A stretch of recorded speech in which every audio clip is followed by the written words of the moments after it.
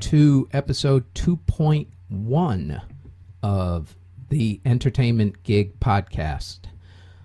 This episode is the full interview with Miss Sarah McMillan. A couple things of note on this. You will get some cuts in the episode because when I was interviewing her, it was over at her place, and I caught her in the middle of eating dinner, apparently. So we had to start and stop while she went and got quiche, which by the looks of it was actually rather delicious. I didn't have any. I was already, well, actually I had already eaten, I'll be blunt. So in any event, you will get some clips in it. Otherwise, it's going to be the full unedited version, per se, quote unquote. Where to begin with Sarah McMillan? It's not that she's a tough nut to crack, because she isn't. She's just one of the most complex people who I have ever known. And I mean that in an extraordinarily complimentary sort of way. She is not one-dimensional. She will make you think about things from a completely different angle, and she will challenge your beliefs, and she will challenge your intelligence, and that is what I really admire about her. She is smart as a whip. She is enigmatic. She is beautiful. She is just an absolutely amazing life force to be around. Some people might consider her strange. I, being strange, would consider her normal. She's just an amazing woman. I love her to death, and she is awesome with a capital A. And here is the interview with Sarah McMillan.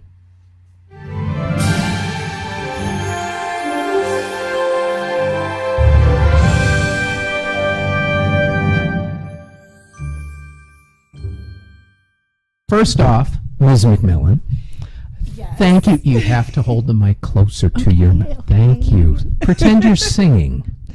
Thanks for doing this. Thank you for having me. I much appreciate this. This is going to be a fun one. It's a pleasure to have you over. Well, thank you much. In your palatial palace in the humble abodes of New York City. Why, yes. Anyway, or as everybody goes when I say, yeah, Sarah McMillan. Oh, the one with the bright red lipstick. Yes, that's true. Indeed. Yep. Put your mic closer. Oh, okay. See, there you go. Pretend you're singing. Anyway, it's Julie Hewitt. I've been wearing the same color for 15 years. But that's awesome. See, it's a trademark now. Everybody knows, bright red lipstick, it's Sarah McMillan. Mm-hmm. It beats other trademarks. You know what mine is? What? Asshole. That is not true. You're going to have to work harder for that in this industry. Yeah, I know. That's a bummer, right? That's all right. I'll get those asshole skills working overtime. I'll have to triple my efforts. I'm afraid so. Indeed.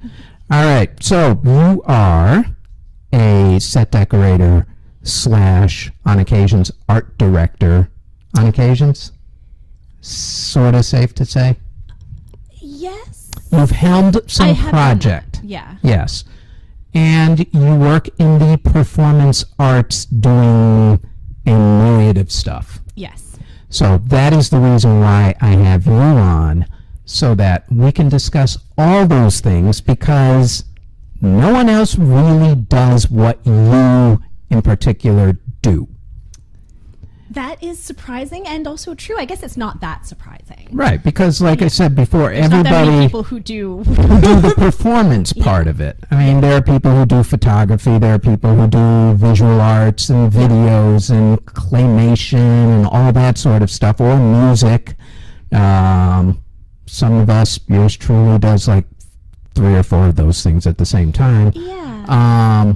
But not performance, which is strange. Not you being strange, just strange that more set decorators wasn't going to go there. But that's why you and I get along so well, because I am strange as well, so it works perfectly. Yeah. But you would think that more people would be in the performance part of it as well, or at least more artistic part of the performance aspect. So I suppose we should actually kind of start at the beginning. Right. I was born a poor black child. Love Steve Martin. So your childhood is one that is unique to... Okay, you're the only one I know who's... You grew up... Well, you tell the story. Yes. So I grew up in Boston, and I'm the child of two artists who also taught in an art school together and in a variety of other art schools too. And I grew up after they split apart. I spent my mother and I spent a bunch of years living on a commune in Cambridge, not a farm commune, but a communal household. And then we subsequently had a communal household that we, at her house, I did, you're going to have to edit this part. We'll start again. 4:30. At 4:30. So both my parents are artists, and they both taught drawing and sculpture. My father taught drawing and sculpture. My mother taught drawing and design, a lot of color theory. And she still teaches, actually. My father passed away some years ago. And I remember that time well. Yes. Yeah. And after my parents split up, my mother and I lived communally. So we lived on a commune in Cambridge, and then we lived communally in Somerville, and then communally in Brookline, which is where I spent the majority of my growing up time, was in back and forth between my mother's house and my father's house in the Boston area. So, yeah, it was unique. It was. I, of course, know a lot more people who grew up that way. Right, exactly. Well, but do you think that growing up that way, or let me rephrase, how did growing up that way affect how you go about doing things now? In terms of your work. Right. In terms of my work, I think that it informs the way that I work in a department a lot, both in a group at work, and really strongly in the work that I do outside of the film industry, which is my live performance stuff. I don't do anything outside of the film industry that's not live performance. It's all related to that so far. I think I can say that there's a little bit of like sculptural installation, but that's almost exclusively almost exclusively has a performative aspect, some performative aspect at some point during its life. So for example, I'm doing an installation at the Seafoam Palace of Arts and Amusements out in Detroit. D-Town. Which is focusing on the fires that have been burning underground for anywhere from 100 to several thousand years. So there's so it's about that, Colosseum fires primarily, but there will be a performative aspect at the opening of it. Right.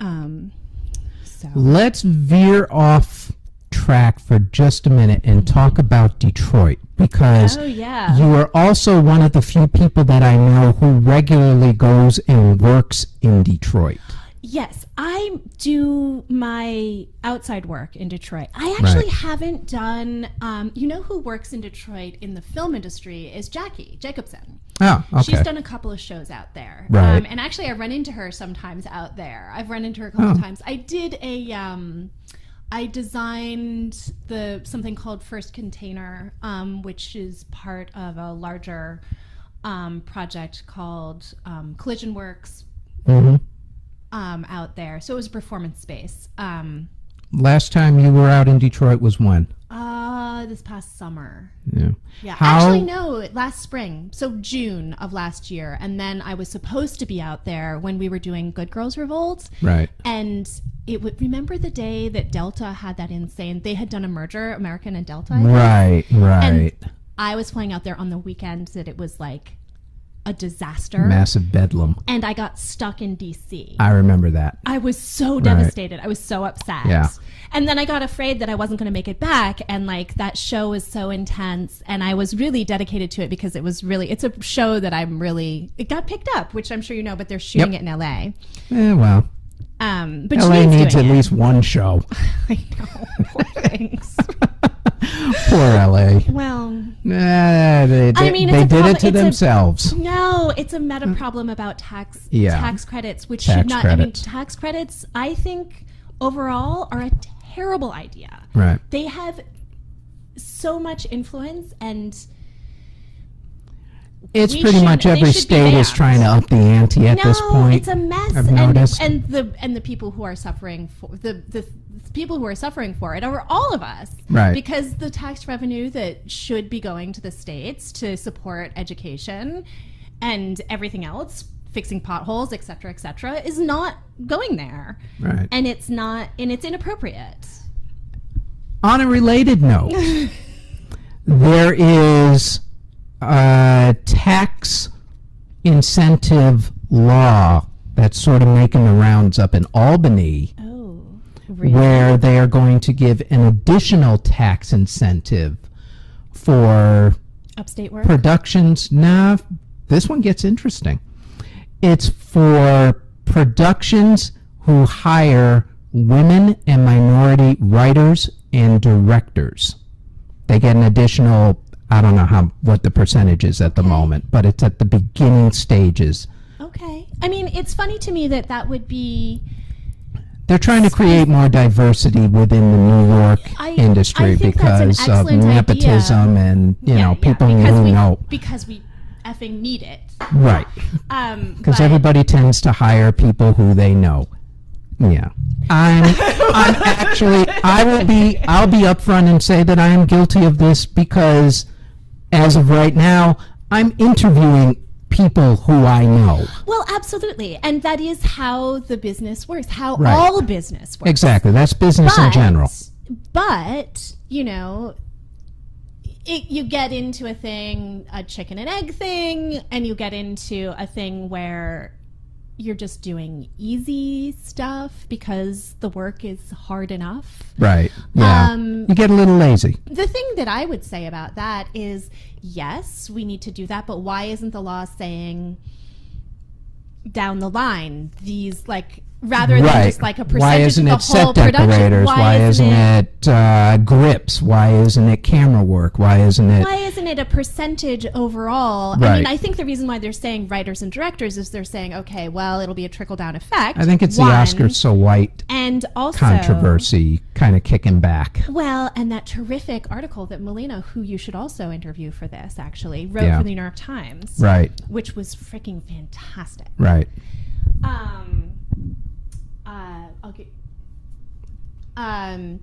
And yeah, I mean, I think it's good. Yeah. Here's hoping. I mean, it's in the preliminary stages. Yeah. It came out this week that something was coming up. So who knows where it's going? It could get shot down by the state legislature or get stuck in committee or whatever. Have an Albany time of it. Exactly. The usual Albany, because, they're honest up there. Yeah. Well, whatever. Yeah, I mean, whatever. It's the politics. It's politics. Yeah. All right. So now back to Detroit for a split second.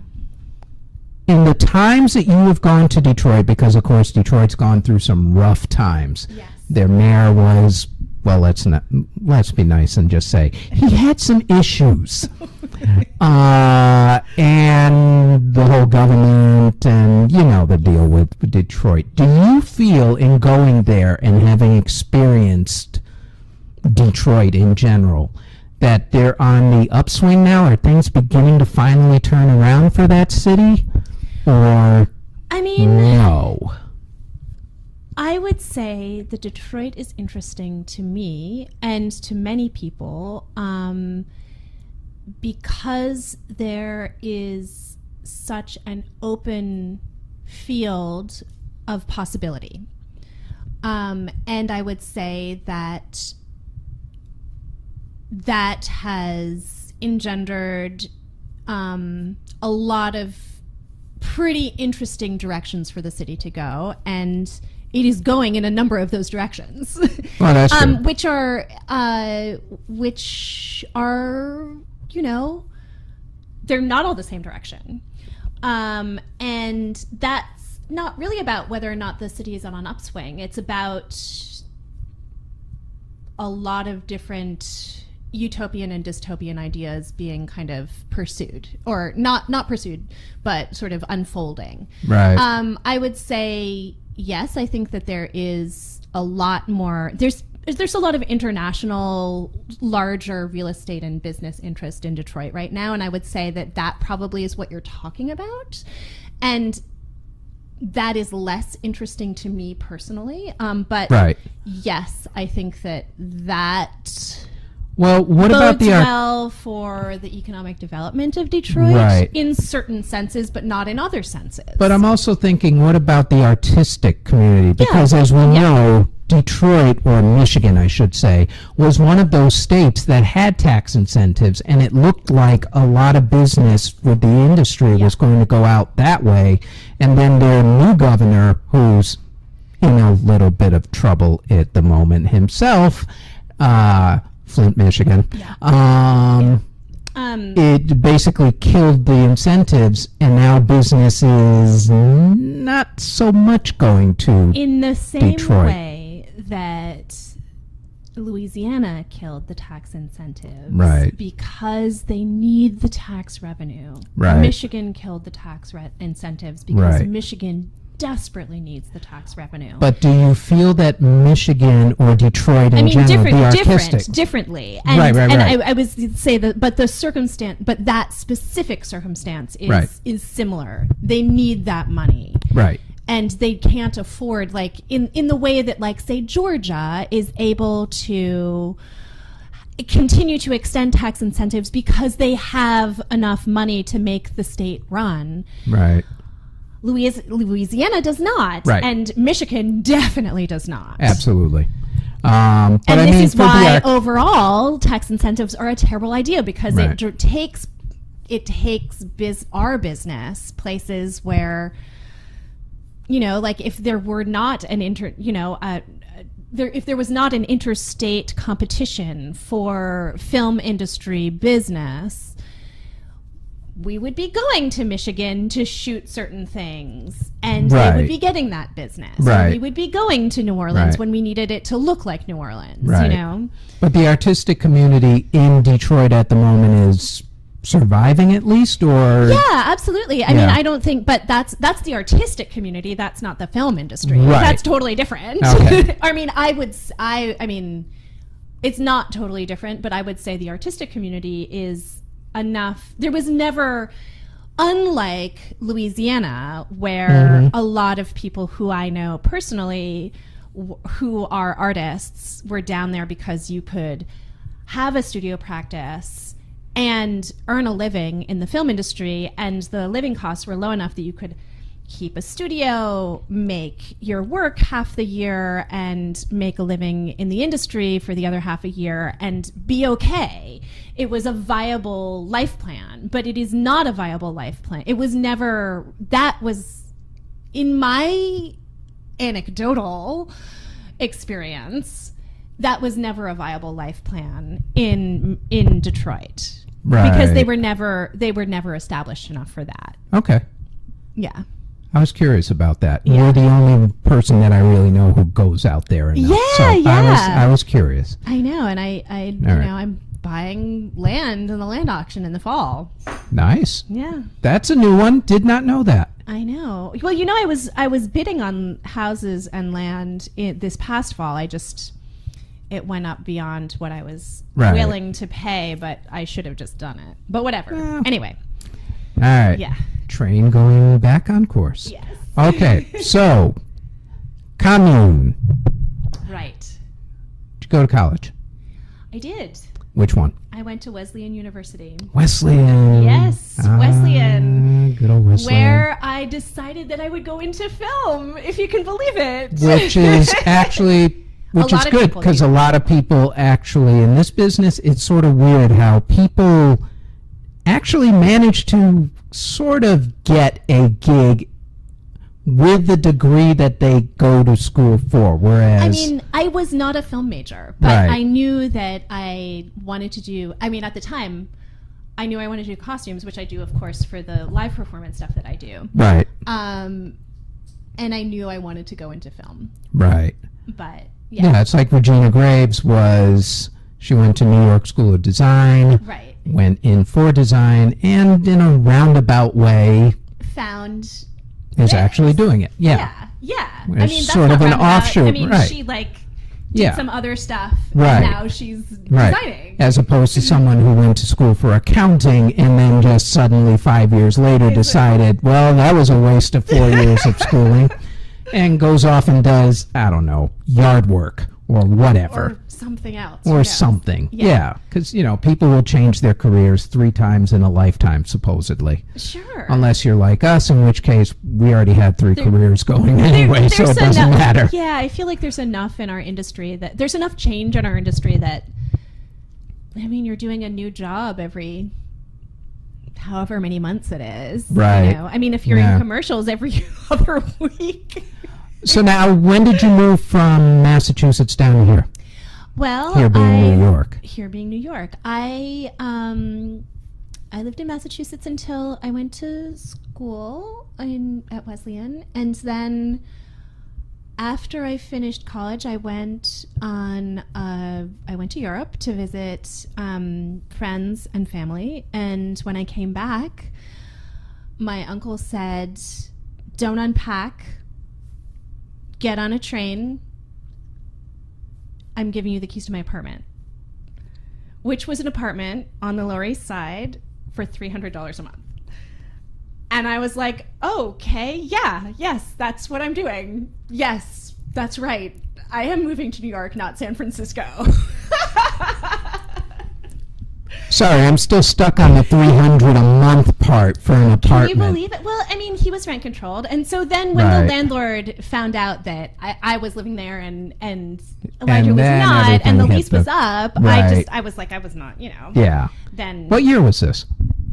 You remember? that was 99. That was 99. Okay, so you came after me then. All right. Yeah. Because I was 96. I mean, I was living here in the summertime, so I was pretty sure I was going to move here. But there was I had friends, very, very dear friends, Right. who had moved to San Francisco, and I was like, oh, maybe I'll go there first for second. Right. But I knew that here was where I was probably going to be. Right. And so I lived here for the summers leading up to, in college. Okay. Leading up to. All right. Yeah. So you had, it's sort of prep work for being here I permanently. guess so, yeah. Sort of. Yeah. How'd you get involved in the set decorating? Oh God, it's What so led crazy. to Yeah. that? Well, what was I doing? Right. So, so I moved to New York, and that same uncle, I was very close with him, and Mm-hmm. I had done Bread and Puppet theater as a child and as a young adult through high school, and was very passionate about that work. And so I'd done stuff with them up in Glover, Vermont, done the circus and the pageant, and done parades and workshops with them when they came to Boston while I was growing up. And Elijah, my uncle, Elijah Cobb, who is a photographer, and he had been, when he lived here, he had been very involved with, so he moved to Wyoming. which is a whole different other story.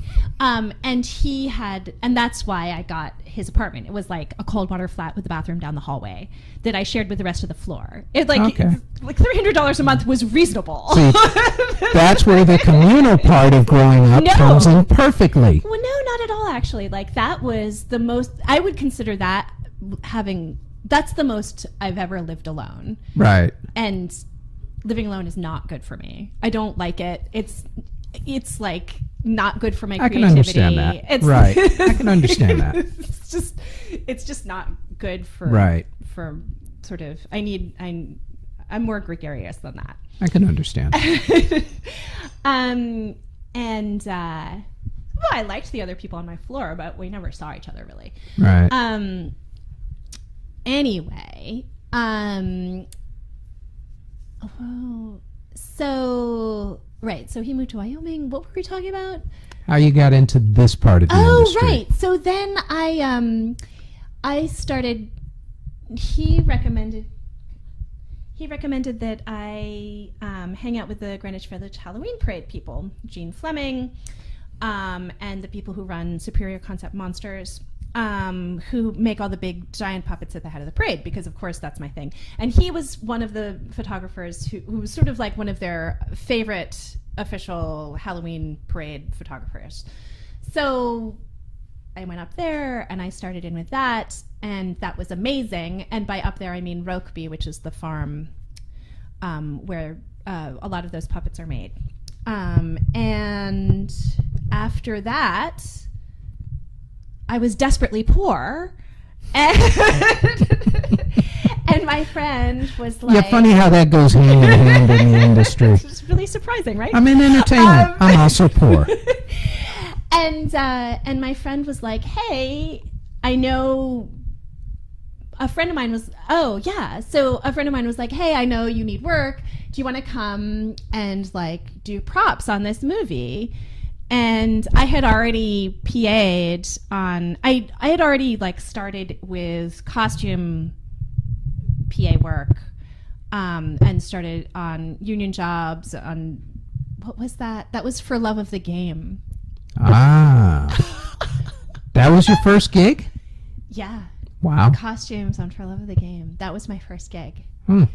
As a PA, costume PA, wardrobe PA. Right. Yeah. And, And I liked it, but then I liked building the world more. And that's what I ended up doing. So anyway, so the long story short, I said yes to this, which was sort of like a step away from what I had intended to do, which was costumes for film, the art department. And I liked it. And I kept doing costumes. And that was before I got in the union. So this was like a tiny non-union job. And then I did costumes for some other stuff. And then I did art department stuff. And then, I kept doing it because I liked it. So now you have worked on how many movies/TVs, you figure? Oh, God, I have no idea. Let's see here. No, the IMDb has nothing to do with it. I don't take care of that thing. I know you don't. But for the record, let's list a few. Kill Your Darlings, which was up for... It's won 5 awards and I think 12 nominations for various things. And it got you to Sundance. Oh, that was really fun. Yeah. Yeah. That's a cool time. Yeah. What'd you do at Sundance? Describe a general Sundance experience. Oh, we went to lots of movies and like lots of sort of dinners and things, and it was great. I went skiing with Alex Christikios, which was hilarious. We had a very hilarious time. I had no idea you could ski. I cannot. That explains it all. I kind of can ski. I can't really ski. You can make it sort of down a hill. Oh, so that must have been, wow. We can both make it downhill. Okay. Yeah. We're also on, let me see what else you got here. The Cobbler. Yep. That was a good one. I like that one. Yeah, good. Thank you. I like that. Yeah. with that shop, which we built from scratch. And then as far as art department stuff goes, you did college road trip? Yeah.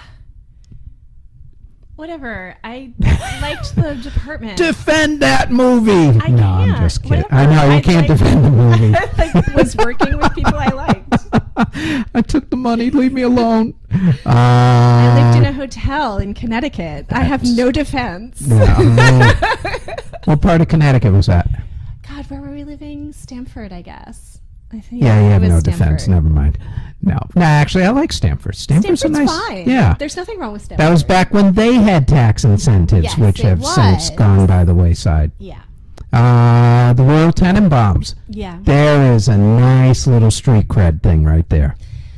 Had a good time. Loved the people I met on that job. Great movie. Great movie. You did also, assistant set decorating on Neon the Night. I forgot you Yes. did that one. That was fun. I had a good time doing that. Also Deception. Mm-hmm. Delivery Man. Yeah. Why don't I remember that one? I don't know. Why don't you remember that Vince one? Vaughn. Oh, that was the one where he for some weird reason ended up impregnating thousands of women, and Yep. yeah, that's why I don't remember that one. Okay. Whatever. Defend that movie. No, I'm kidding. I would say I actually have some defense for that movie, which is Okay. I love Sarah Parks, and so I said yes. Okay, Sarah Parks, one of my favorite people, yes. And also, it's the kind of humor that I like, which is kind. Yes. And about the absurdities of life, and that's also why I said Very yes. true. Rather than it's not mean humor. Yes. It's humor about things that I think are humorous. But here's what I really like about your IMDb. John Wick Chapter 2. Oh no! You have no need to defend that movie. I am looking forward to that one. Well, it looks The great. original John Wick was much better than I thought it was going to be. Really? Tell me why. Well, because you hear about these. Well, first off, it's done by the Wachowskis, I think. They had part of it. Wait, I don't think so. let me pull that one up and see I who don't think actually so. did this. But you see these things, and you hear that it's a low-budget action flick, Right. and it stars Keanu Reeves. Now, first off, I love Keanu Reeves. This is not a diss at Keanu. I think the man is, and you hear about his actual story, amazing.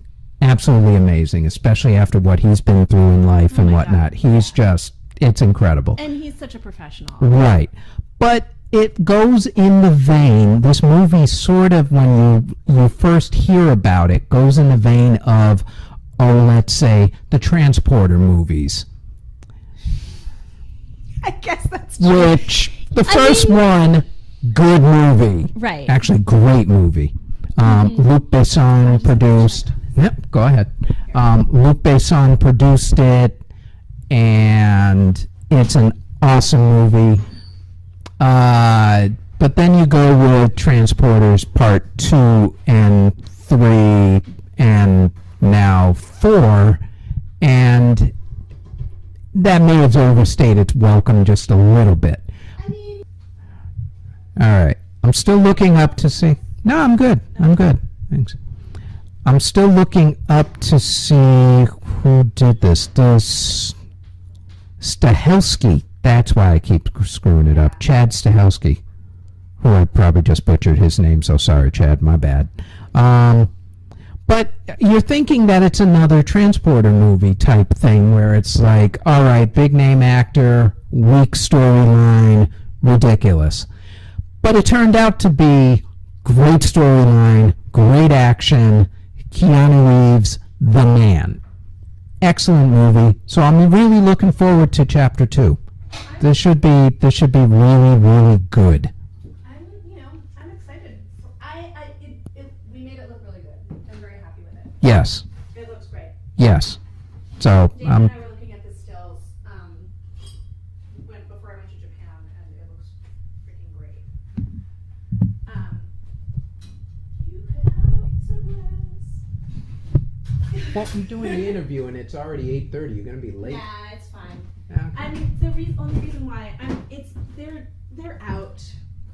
They're not waiting for me. They're just out. They're out together, and I'm gonna go. Oh, meet okay. them. It'll be fine. Cool.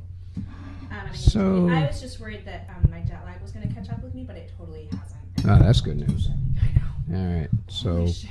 from the 32 mark to the 34 mark, we'll just cut that out.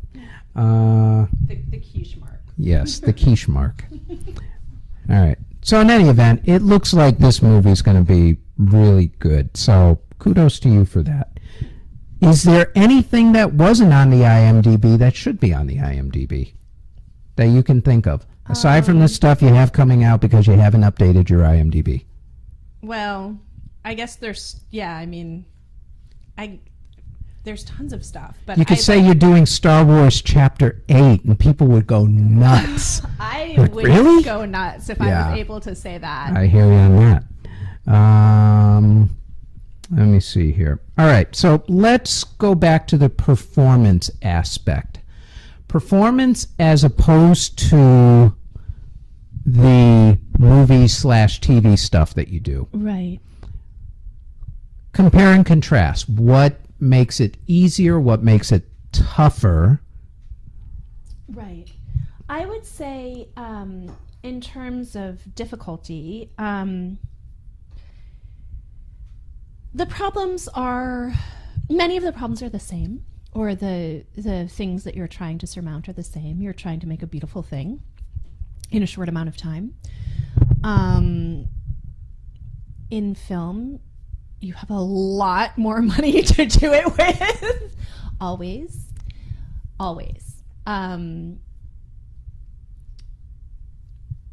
Or so far in my life. Oh no, I think even if I was working on Broadway projects, I think that would still be the case. I don't actually know what those budgets are like, and I would be Theater interested. projects are, theater budgets are minuscule at best, to be nice And about I it. primarily don't work in theater. Right. I make work. It's related to theater, Right. and I have done like the St. Anne's Warehouse show that I did in January. That was theater in an actual theater with a grid indoors with like a normal seating situation and like an audience that acts like an audience and doesn't do anything else. We should mention you do a lot of outdoor stuff. Yeah, I do a lot of work in. We do a lot of trespass theater. We do a lot of performances and what we sometimes call follies in public, semi-public, and trespassed space. What do you get out of doing performance? Oh, it's marvelous. And the work is more wholly, not just wholly my aesthetic, but also wholly the ideology behind it is I believe in more wholly. I have more control over it, and not always, but usually, and I love film and I love what it does, and I love the wide range that those stories reach, the sort of the very large audiences and the conversations that come out of having such a large audience and putting a story out into that kind of wider world. But I also really love making stories and making things that are not stories for a smaller audience, for a smaller subculture, and making things that are impossible and amazing, things that are magical, that you didn't think could be made. And that's part of why we do it that's part of why we do these sort of tiny sparks, kind of small, tiny sparks in the darkness. So I guess that sort of answers your question. That's where your passion lies. If given the choice between film/television, which mainly controls New York City at this point, as opposed to performance, if it push came to shove and they said you could only have one part of the industry or the other, you would lean, I'm going to guess, if money weren't the issue, i.e., yes, i.e., paying the bills, your passion lies more with performance than it does TV/films, or not so much? Or is it more of an equal type of thing? They're two very different parts of my practice, and they inform each other. In what way? And I believe very strongly in both of them. Okay. In what way? And I love them both. Well, I'm using a lot of the same aesthetic skill sets, and also the same kind of problem solving for both of them. But applying that problem solving a little differently in each case. And like I said, I really believe in making work for a wide audience, and also for audiences that are aware of their specialness and smallness. I think those are two very beautiful things to do. So, yeah. Well done.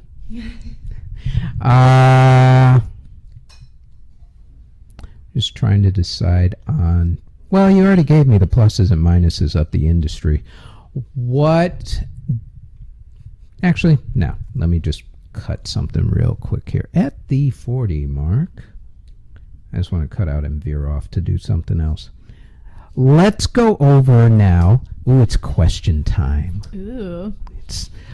This is a question. Bon, ça va. It's done by the 1800s by William Shakespeare, who unfortunately was dead 200 years ahead of time, but I bequest my that. Be that as it may. Indeed. Aside from that, these are the questions I'm asking everybody just because I think they're fun. So, out of everything that you have done, TV and movies, because this wouldn't apply to performance part, name your favorite, not your worst. Everybody's got a worst. Name your favorite actors or actresses that you have worked with. People, and I don't mean in terms of, yeah, I love your work, more like how they treated the crew, how they were they good people to be around, that type of thing.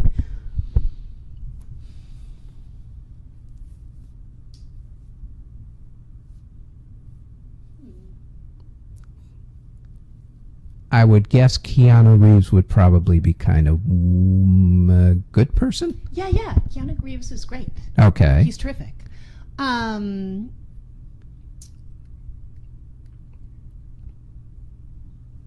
Stiller. He was in Royal Tenenbaums. I mean... Okay, we're cutting Ben Stiller out of this. Latifah? No, I'm kidding. Queen Latifah. There you go. I liked Queen Latifah. That's cool. Yeah. Wait, which thing was she in? Life Support, which is decorated. Right. I forgot about that one too. Mm-hmm. Okay. Yeah. Well, Queen Latifah, that's a good one. That was a while ago. That was a while back. Daniel Radcliffe? Daniel Radcliffe is lovely to work with. Yeah. He is delightful. I have a Betsy Klompus story with that. Well, you know, she came on with me. I know she did. Darlings. I know she did. It was marvelous. Yes. Yeah. It was marvelous. And her daughter came on. That's the story. I know. Yes, I don't know if we because can tell her that daughter, story, though. You have to. I don't know. We have to ask her. We'll have to ask Betsy. Yeah.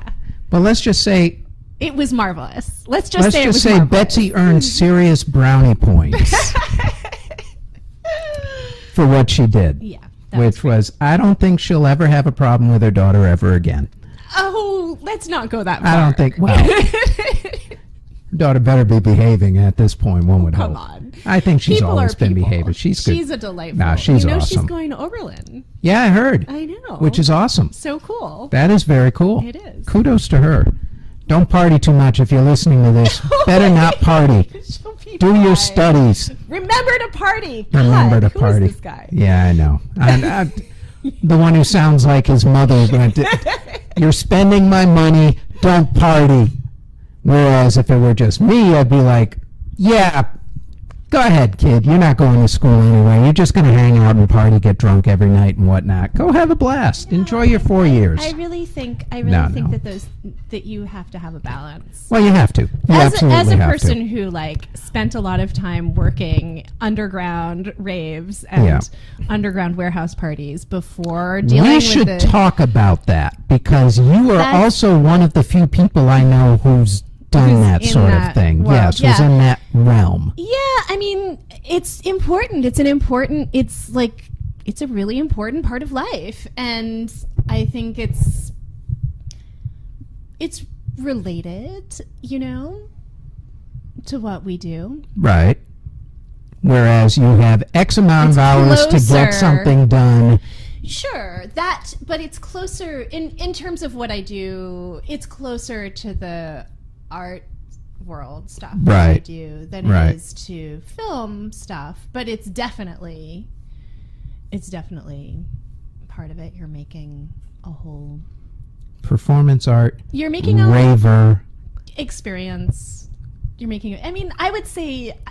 I don't know. Maybe not. I think I only worked a couple raves, but I did a lot of underground warehouse parties. Your Facebook on occasions gets interesting. 6 a.m. Just getting back from partying, like, what in the world is this woman doing? Why you never come out? I know I never got. Because some of us sleep at night. Go figure. I know. I should stop being old. Age has nothing to do with that. Yeah, well, tell my body that. Just It's a whole sleep other and then issue. You get up. Oh, anyway, Yeah, exactly. All right. What is your favorite movie? We'll go with the piano. I love. There's a lot of Hitchcock that I Right. really, really love. You can There's a lot list of- Hitchcock. There's a lot of King Vidor that I really love. Mm-hmm. The Blue Angel is really, really. I mean, I think that might be when I saw that and then saw it again and again. I think that might have been the thing that was like, oh yeah, I could do this. I could work in that world. The Dark Crystal. Not Would that be considered guilty pleasure movie? No, definitely not. The No. Dark Crystal is definitely not a guilty pleasure. That is like a real favorite. You realize that aside from you and I, maybe two other people actually even know what the Dark Crystal Oh, is. that is so not B, true. It didn't even make any money when it came out. It was one of those things that Jim Henson just kind of. We all know what the Dark Crystal is. Yes, we know. It's yeah. Labyrinth. but- Labyrinth Nope, was well, great. Labyrinth had a much better box office than the Dark Well, Crystal. that's because Dark of Crystal was David considered a Bowie. flop, and Labyrinth was. Although that was really weird that he was going after a prepubescent. Never mind. Let's not go there. We don't anyway, need to go there. yeah, don't need to go there. What else? How about TV show? Oh, The Wire. The Wire. Everybody says The Wire. That's sort of automatic. In that, It's so it's the good. only one. It's the only TV show I know that is complete, where you've got everybody well-rounded in the pilot episode. Like, you know where everybody stands within the first Right. 60 minutes. you know. And they're complex. It's very complex. It's just written so well. It's written so well. Just that pilot episode alone, everybody needs to just watch the pilot episode who's a writer or going to be a writer and say, study that episode. I think that's really true. Yeah. I mean, they did such a great job. Right, Anyway, because you knew where the cops stood, who were the good cops, at least the ones who knew what to do, as opposed to the ones who were just basically, let's be blunt, fuck-ups. And you knew the hierarchy of Spoon and... you know, how it was all basically going to play out. You knew the politics behind the whole entire thing. But it was still, just I mean, very I wouldn't well say done. that you knew how it was all going to play out, but you definitely got a real You got a view great of overview. a complex landscape. Right, exactly. Yeah. And it was all told beautifully, all within 60 minutes. Yeah, it was and less because they had figured commercials, even though HBO doesn't do commercials, but whatever. Well, they were probably not. Yeah. I think it comes out to like 46 minutes, but whatever. It's a textbook example of, aside from maybe Breaking Bad, which would be my second favorite in terms of best shows out there. Just the writing on it. Writing makes a show, and a lot of people don't realize that, I don't think. I think that all of it makes the show. Well, yeah, but if you have a very well-written show as opposed to... You can still really, really screw There are a lot of... Yeah, there's still a lot of shows that There are skate ways to by. screw it up. There are ways to screw it up that you don't see because they're so screwed up. You just can't see that the writing is good. Right. So, anyway. Yeah. Moving on. We should mention, when did you start watching television? Oh, yeah. I didn't start watching television until college. I mean, I watched a little bit of television in high school. Yeah, I watched some television in high school. For the most part, you grew up without... Yes, that's right. I grew up mostly without television. I was raised by hippies. Nothing wrong with that. But I did not grow up without movies. My father and I went to a lot of movies together. Okay, that I did not know. Yeah. And that was a big part of it. He and I really went to the movies, which was awesome. That's awesome. Yeah, it was awesome. That's awesome. It's also awesome that you didn't really deal with a whole lot of really bad television back in the day. I mean, also as opposed to television. now. Yeah. Now, I mean, this is a golden age. Yeah, this is like the second golden age for TV. It's amazing. We're lucky. It's sort of weird how TV used to be considered the bastard stepchild of movies, and now it's completely flipped it. People still act that way. People still are like, people in television. Oh, definitely. Really? Yes. Because unless you're making something where you're wearing a pair of tights and you have special effects, i.e. superhero movies, are you even making a movie anymore? Yeah. It seems... Definitely. It just seems like, well, for instance, hey, guess what's coming out on Friday? Captain America: Civil War. It's yet another superhero movie. See that. It's 2 fine. weeks after, not even 2 weeks. Has it been 2 weeks? No, it's been like about 3 or 4 weeks now since that we'll get through that cycle. Disastrous Batman versus Superman movie. Well, who thought that was a good idea anyway? Apparently enough people at DC thought it was a great idea. Wow. Yeah. All right. Guilty pleasures. What's your guilty pleasure, TV or movie? I'll let you slide and not name both. Both? Okay. The Nanny. Ooh. There's a good one. Fran Drescher. God, I love her. I love her. What is she doing now? I don't know. I haven't seen her in a while. Yeah, I haven't seen her in a while. Being a private human being. Hope those royalty checks are working. I'm sure they are. I'm sure. And The Never-Ending Story. Please tell me you don't sing the song. Of course not. Oh, thank God. Thank God. Can you even remember the song? Yes, and I am not going to sing it for you. You remember who actually sang the song? No. It was the guy who was the lead singer of Kaja Gugu. Are you sure you don't want quiche? Because I'm going to have another piece. That's quite all right. I'm good with the quiche. And now we break at the 53 mark. Thank you. Chow down. Okay. All right. Let's see here. Movie or TV show that could use a reboot or an update.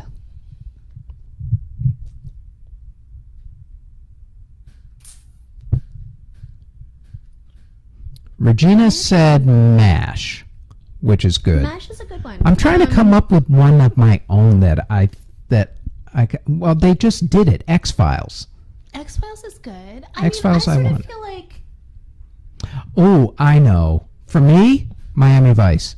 I would That would be really great. like an update of Miami Vice. I would love to see that. Yeah, and not the movie version that came out a couple years ago with Right. Colin Farrell, but an actual TV.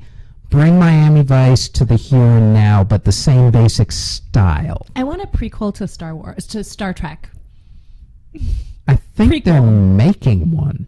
Really? A prequel? Well, they're doing a new Star Trek series. Oh, well, that would be the But thing. I guess it's going to be Because I in the think that same. that's useful in the... Well, there was we have to break Enterprise again. with the beginning. I know, but like, I'm sorry. I have to break again. Go I'm ahead. So sorry. Break again. Grab more quiche.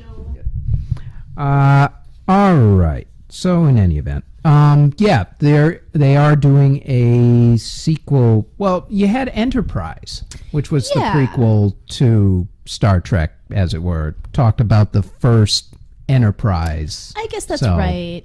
I just want the old... Maybe a prequel to that or something. You want I just, old school Yeah. Captain Kirk. Or even pre-Captain Kirk. Yeah. Just because it would be interesting to see what someone came up with for a design, like sort of looking back at the future of that particular past. What do you mean? As opposed to Star Wars when they did the prequels and everything looked newer in the prequels than in the actual, Yeah. which I could never understand. It was like, Anyway. what did technology go in retrograde? That's always a problem with doing prequels, is that you have to make sure know, that but the it's technology the works in the right direction. Yeah, Yeah. it's an interesting thing to do though. It's not, yeah. No, it makes I'd sense. see another Mad Max. They're doing another Mad Max. Yeah. 'Cause, I mean, I know. you know, Yeah. why not? Because Well, the last one was really well done. the last one was Which shocked me because I didn't fantastic. think it would be. Every time you thought it was hear good. I thought it they're was doing a reboot of a movie from the 80s or whatever, your head just goes, no, please I don't, know. please don't. For instance, here's a good one. Supposedly, they are doing a mashup of 21 Jump Street and Men in Black, putting them together. So now it's going to be really Men in believe Black that. 23. Yeah, that's... But, wait and see. Wait and see. It could be great. We don't know. I'm pretty sure it won't be. But We don't know. It hasn't been made yet. So. the idea alone, as my mom famously likes to say, oh, and kudos to your mom because your mom is awesome. Love your mom. My mom is awesome. Yes, It's indeed. true. My mom likes to say, just because you can doesn't mean you should. Yes. And that's the key to movie making. Some ideas, this is a pro tip for all you studio heads out there, and people who think this up, like, you know, it would be great. We need to mine our franchises. So I think what we'll do is we'll put two franchises that have nothing to do with each other together. We'll make tons of money. We'll sell merchandise. It'll turn into a cartoon. I don't think anybody's thinking that right now, given last week's performance. They're of not Batman versus thinking. Superman. Yeah, they're really- not thinking. That's the problem. Anyway, moving along. Good Lord. Hollywood has run out of ideas officially. All right, we combined two into one. I like that. Project you turned down that you wish you had not. upon seeing it afterwards going, I should have done that. It looked like it was fun. Be honest. Okay, so 2, I would 2. say. We'll go with 2. Yeah, so 1 is, it was just the Boston unit. Okay. And I don't know if they would have been able to hire me anyway, but Steve asked me to do the Boston unit of Spotlight. And it was when I was doing, it was smack in the middle of the time when I was doing the Drury Coast, which was the show that we did on boats that we built on the Gowanus Canal, right? About the underworld, and it was fantastic. I designed. You got a good write-up in the paper on that. We got a good write-up in a lot of papers all over the world right. about that, and a special on NPR. I think the fact that you survived being in the Gowanus is reason enough to have it. Well, I used to live on a boat in the Gowanus Canal. I have resistances to that. So. You built up your immune system to the Gowanus. I'm afraid so. Although I've never fallen in. Yes. Well, to be fair to the Gowanus Canal, they are actually beginning to finally clean it up, I think. At least that's what I read. The money has been dedicated. Well, it's always good to have the money to dedicate it, I guess. Yeah. It's a start. They'll probably build luxury condos along it soon. Oh, they already have. Yeah, I figured as much. Anyway, so I because of the Drury Coast, and I had said yes to that project maybe 3 or 4 years ago, or 3 or 4 years prior to it coming to fruition. I kind of, in a soft way, said no to the Boston unit of Spotlight. And I love working with Steve Carter. I don't know if it even would have been possible, because maybe it would have ended up being a thing where they had to hire a Boston decorator anyway. But I couldn't do it. And I love working with Steve Carter. And that movie is a fantastic story that I am so glad is in the world, and it looked fantastic, which is, of course it looks fantastic. It's Steve Carter. But it's also a really great movie it's really good that was made. The Academy agreed with you. And I would have been very proud to work on it. Well, yeah, it won Best Picture. Yes, it did. It won Best Picture. Let's give it its kudos. It won Best Picture. Yeah, and yes. So that's a good one. I'm sorry that It's kind of a bummer one, though. And I almost could have. Yeah, I know.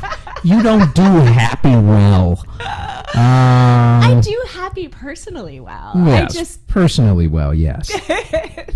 All right. Project that is out there now or has been out there recently. Oh, wait, there was another one. Give me a second. Oh, wait a minute. Wait, no, I can't remember the name of it anyway. Inbal Weinberg asked me to do a job this last spring, maybe. We had done a pilot together, which was super fun. And I loved doing it, and I like to work with her. And You remember the name of the pilot? Yeah, For Justice. Oh, and I actually wish that went to series, because I think that would be a good show to be in the world, but it didn't get picked up. And that was a reboot of a show about the civil rights unit of the FBI. Mm-hmm. Anyway, there was a movie that I wish that I had said yes to with her, just because it would have been fun to work together again. Anyway.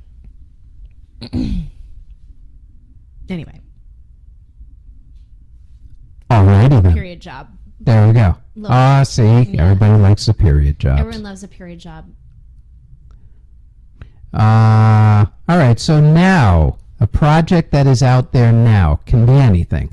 It could be a performance thing, it could be TV, it could be movies. Something that you look at now and go, wow, that would be great to actually be a part of. Oh, so many things. Mad Max, of course, but I want to do costumes with them. There's still time. They haven't started filming the new one yet. Her. But I don't do costumes for movies. But why don't you do costumes for movies? For her. Well, because I'm a set decorator. But I guess You could. I guess so.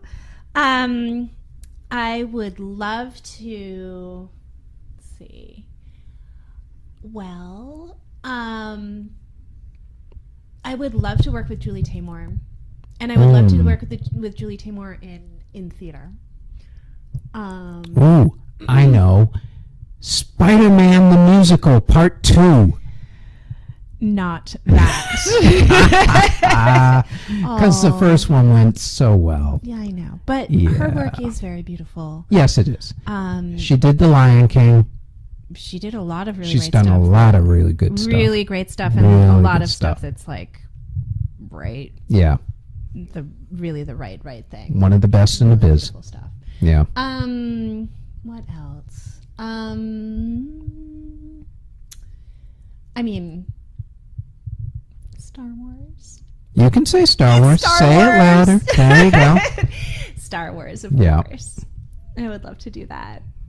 That would be kind of a fun one. It would be a really fun one. Although I'm not really. I want the Alienist to come back and to work with David on it. Right. And it might.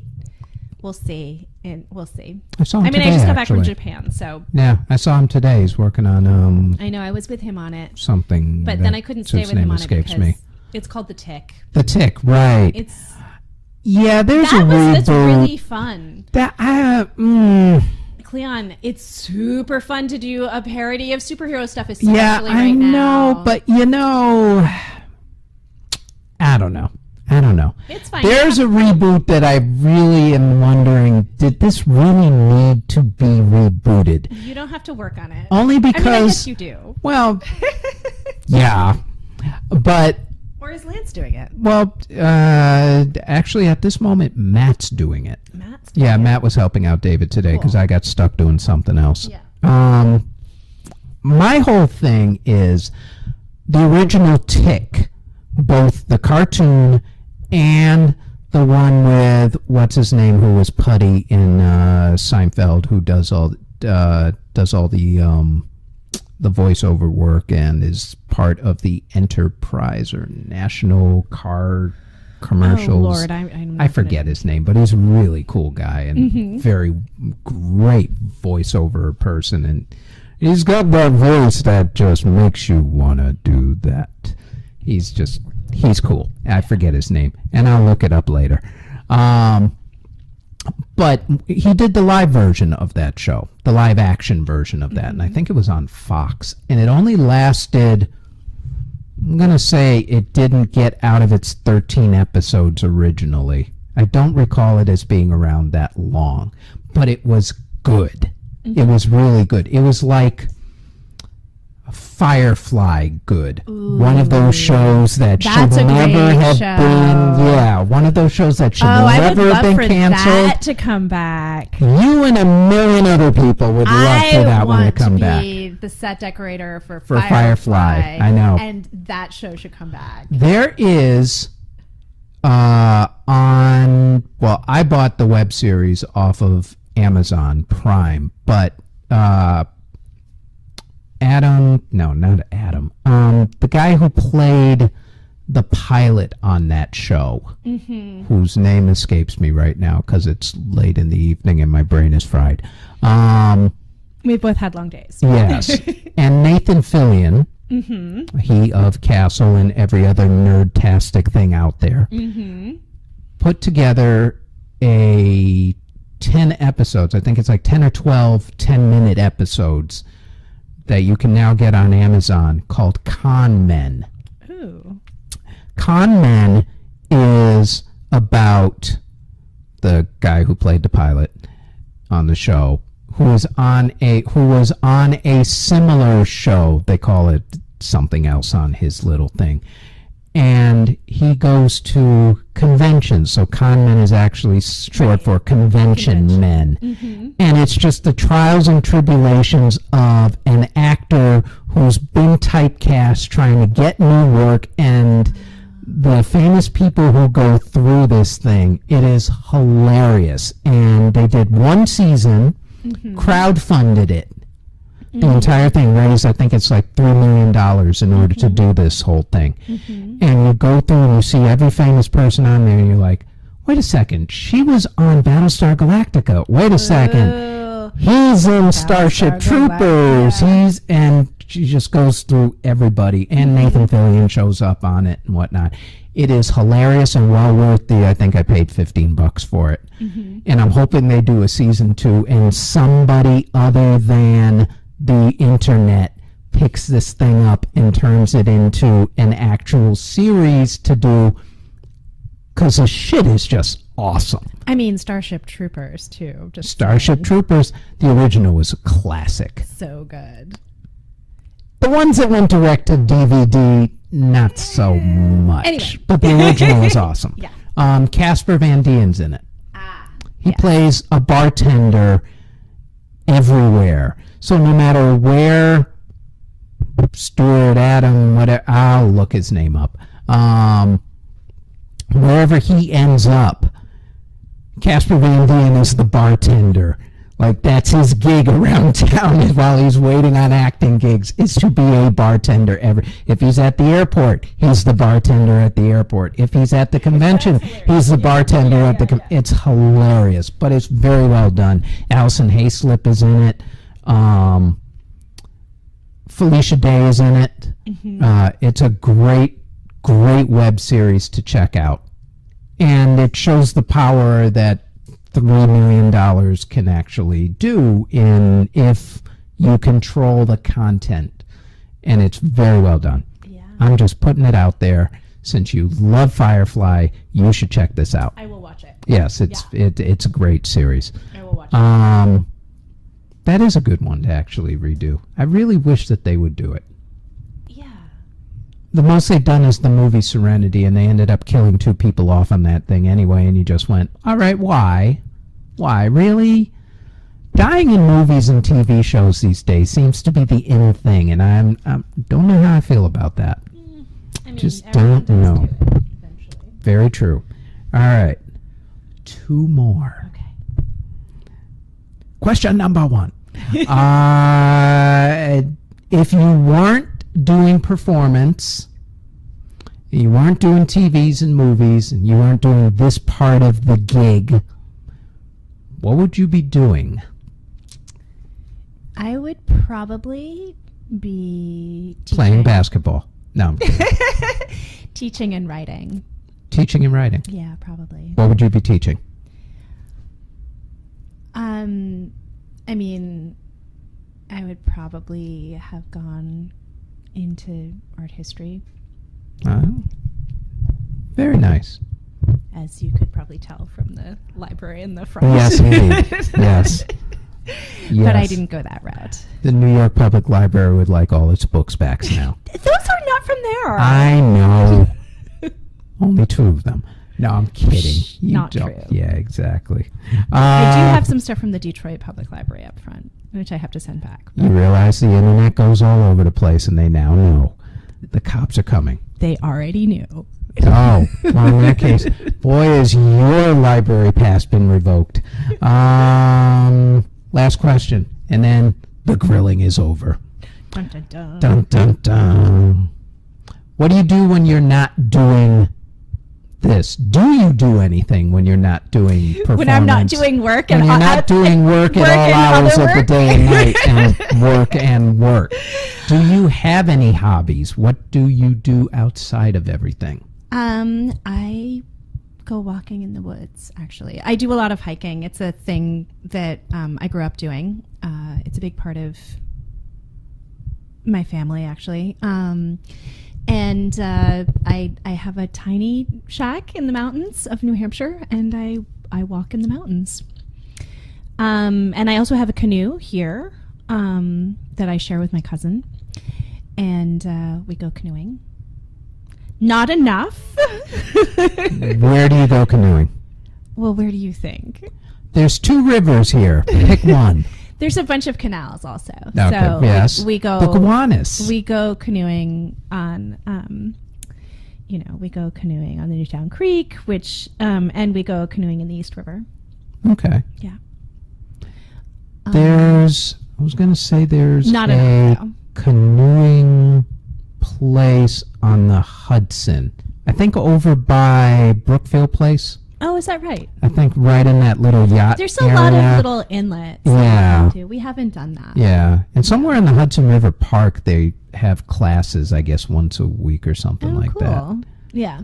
So that, and I guess I also do a lot of reading, but I feel like that's part of That's part of the experience. it's part of work and other work. The education. For the most part, just Right. because it's primarily related to both types of work. Favorite book? Favorite book? Favorite book? Oh God.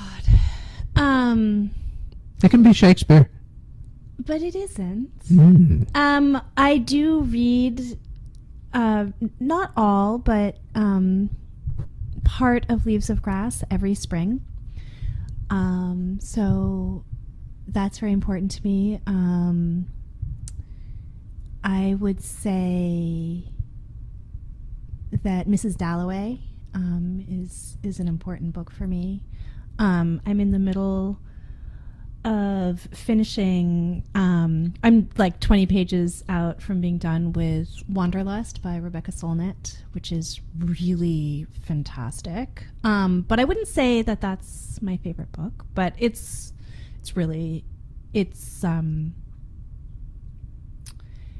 changing how we're going to make this show for the end of June. And it's also changing how we're going to make the show for next fall, the show that we're doing at the end of 2017. So that's exciting. What else?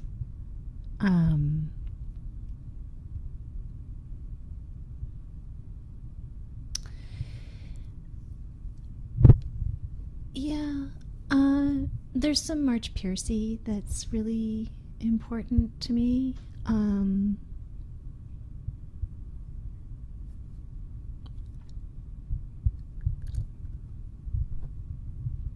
What gets your passion flowing these days?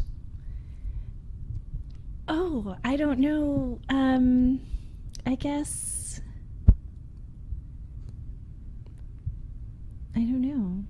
I don't know what you mean by that, really. We're not referring to your love life, if that's what you think that I mean No, by I that. know that. I mean, work-wise, what gets you... I love What doing gets a you show hyped? where you have to do a lot of, where there's like a lot of terrific research.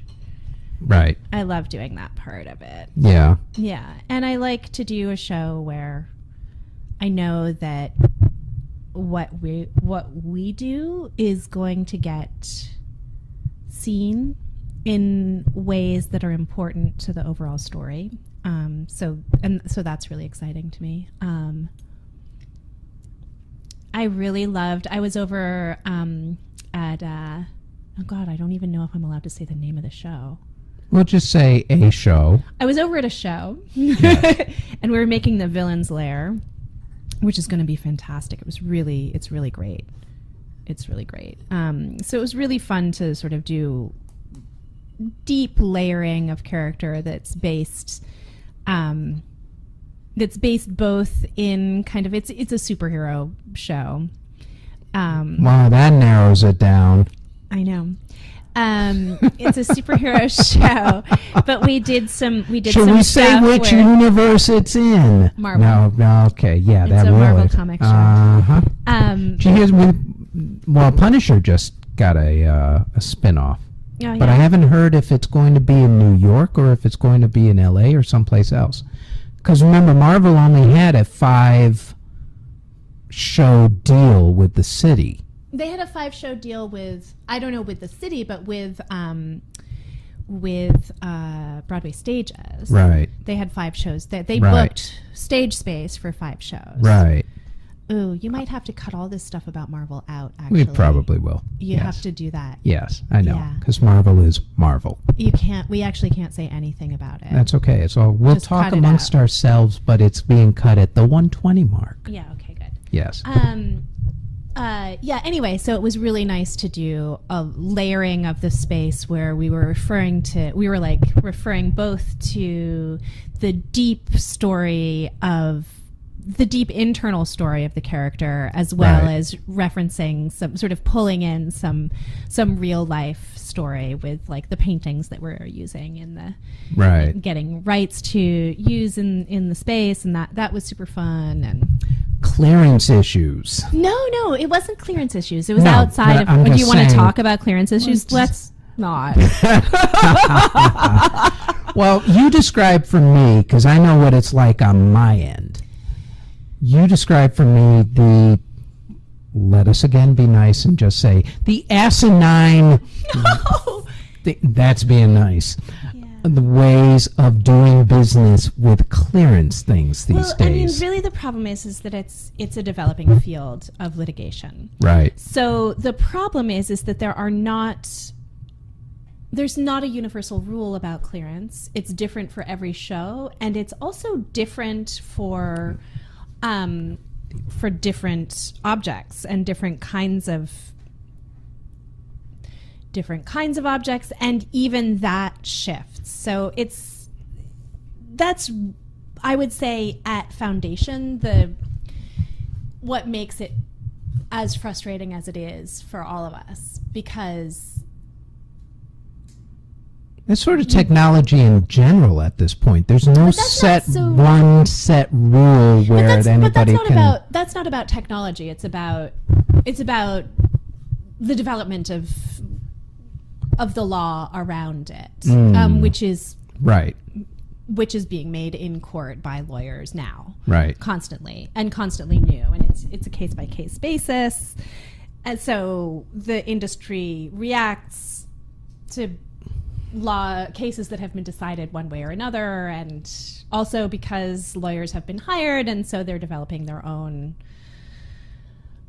it's kind of a wild west out there when it comes to that sort of thing. Yeah.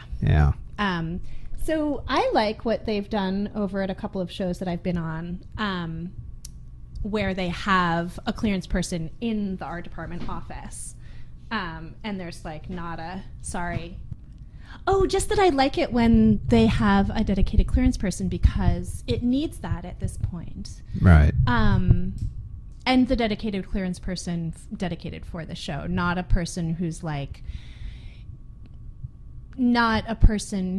doing product placement and clearances. Just a person who's doing clearances, who we can work with directly. It's great. It's a whole other field. Pretty soon they'll have people that go to school just for that. Well, the world can be depressing. It's true. And on that note, it's been an absolute pleasure. It's always a delight. Indeed. Working with you has been wonderful these many years. Being around you is always an experience in a very nice way. You are absolutely one of my favorite people. And, well, you know this already. I think the world of you. And I'm very glad that you did this. And I can profess my love to everybody now. Aww. Because you are awesome. Well. Yeah. And you were one of the more unique people that I know. In a good way, which is why I really wanted to do this, because I knew I was going to get honesty, and I knew that's true. And it's true. And you aren't going to put up a front, and you come at things from so many different angles, and you are talented in all of them. So, thank you very much. Well, a great pleasure. Let's do drinks next week. Indeed. Sounds like a plan. Lovely.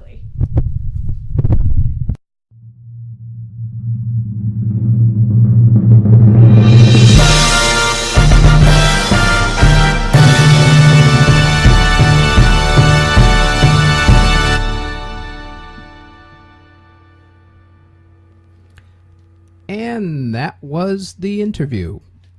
Like I said, enigmatic, all over the place, but that's what I love about her. She will challenge you on every single thing, and she is an extremely warm and lovely person. And like I said before, I love her to death. A few things of note concerning the interview. Thing one, tax incentives.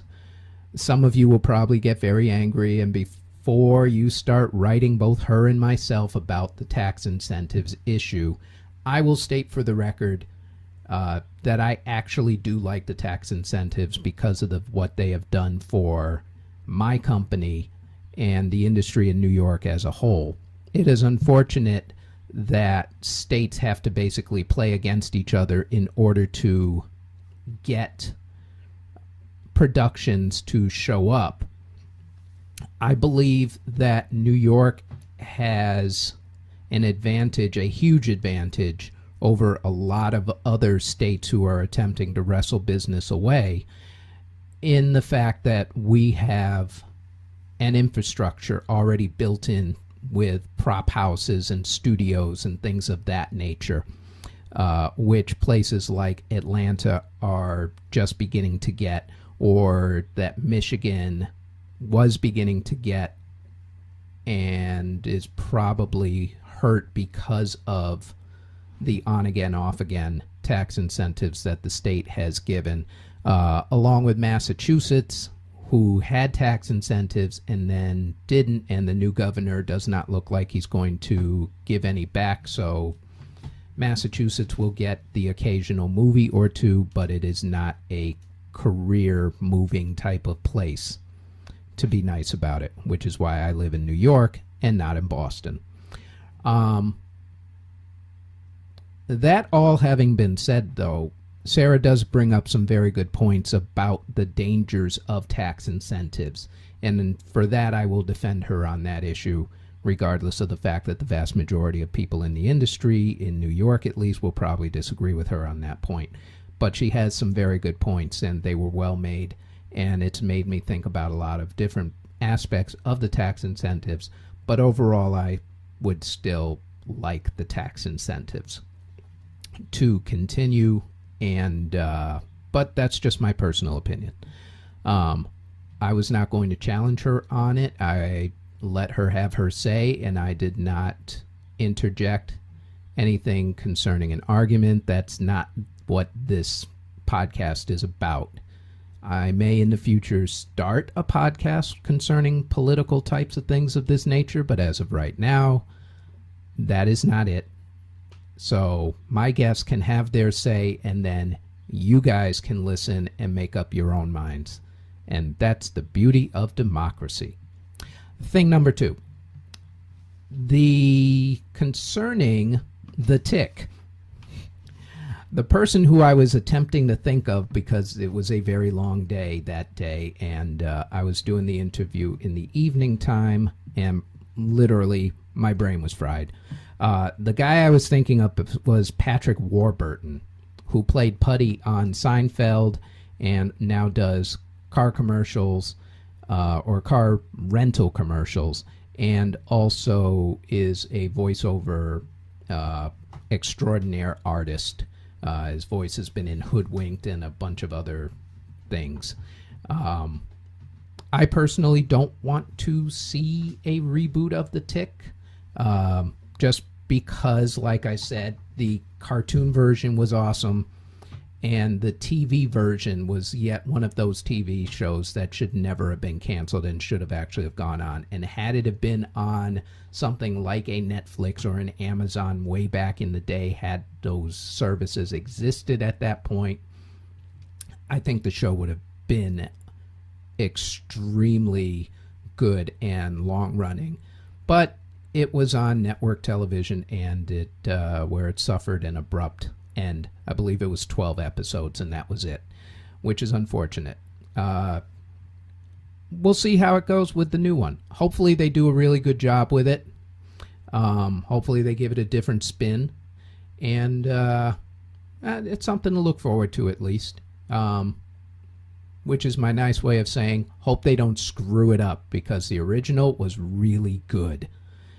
Also, Con Man, which I will put a link up for Con Man. Actually, I'll put up a link showing a trailer for the original Tick on my Facebook page. If there is one out there, hopefully somebody made one and threw it up on YouTube. So I'll put up an original link to the original Tick and put it up on my Facebook page at the entertainment gig.